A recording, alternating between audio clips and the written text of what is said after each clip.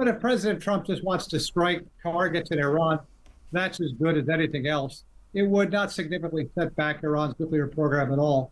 But the key fact here, though, is, Kate, is that there's a real divergence between what Israel wants, what the U.S. wants.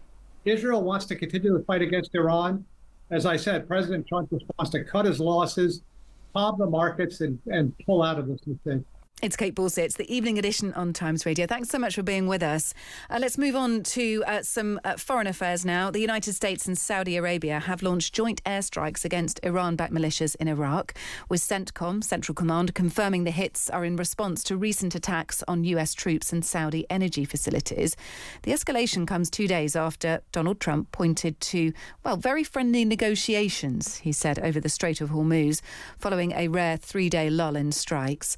Let's bring in Alan Eyre, Distinguished Diplomatic Fellow at the Middle East Institute and a member of the Obama administration's Iran nuclear deal negotiating team. Thank you so much for being with us, Alan. Following that action, Donald Trump has launched a foul-mouthed tirade at Iran after missile strikes. We're going to beat the effing shit out of them, he told Fox News today. We'll be hitting them hard. They're going to get a beating.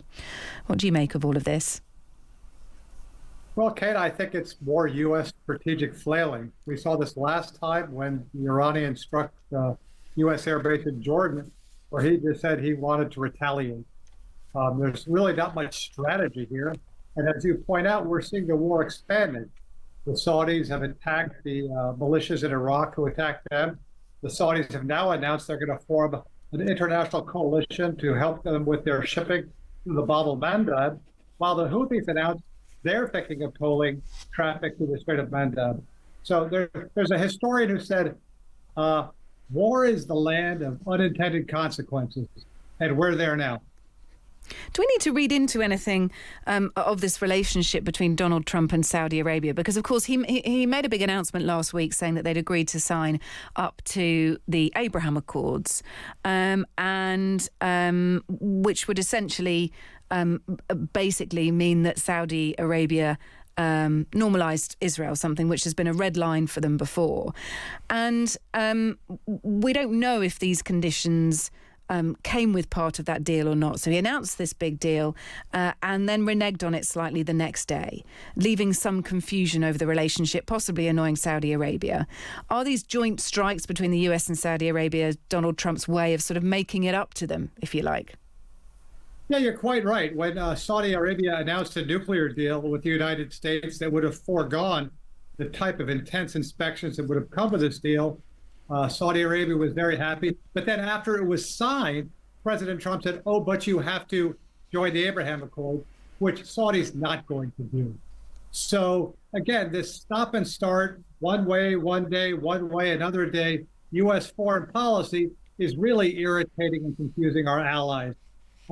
I think President Trump was responding with Saudi against the militias in Iraq, but it's a real open question as to whether he would join any sort of international coalition against the Houthis were Saudi to go ahead and form one. I don't think President Trump is looking to expand this war. He's looking to cut his losses and get out. Yeah, I mean, look, there were questions yesterday from reporters about Pickax Mountain, which is where Iran is thought to have a big base in terms of their stockpile of not nuclear weapons, nuclear energy, and. Donald Trump was asked yesterday about whether Netanyahu, the Israeli Prime Minister, was pushing him into attacking Pickax Mountain to try and, I suppose, dig into, deplete Iran's position on that front. And Donald Trump sort of laughed and said, well, I think it's up to me rather than them. As someone who was involved in those negotiations all those years ago, do you think Donald Trump is likely to take that course of action?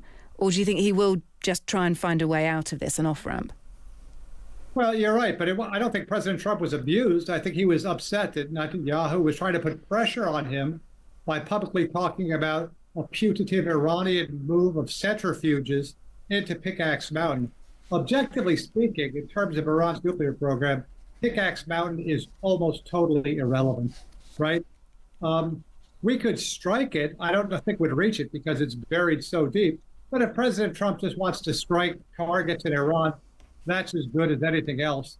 It would not significantly set back Iran's nuclear program at all. But the key fact here, though, is, Kate, is that there's a real divergence between what Israel wants, what the U.S. wants. Israel wants to continue the fight against Iran. As I said, President Trump just wants to cut his losses, calm the markets, and pull out of this mistake. Yeah, and just back to the issue of Iraq, obviously the US and Saudi conducting those strikes, those joint strikes on Shia militias in Iraq. The Iraqi government, they had been asked permission, I understand, for this to go ahead. But at the same time, the strikes have been condemned as a violation of sovereignty. I wonder whether US troops in Iraq, for example, might see a penalty, whether there'll be perhaps the Iraqi authorities would move to try and condemn them or take those facilities away. How do you think Iraq are going to work with what the US and Saudi have done here? Well, I think Iraq is very upset about the violation of its sovereignty.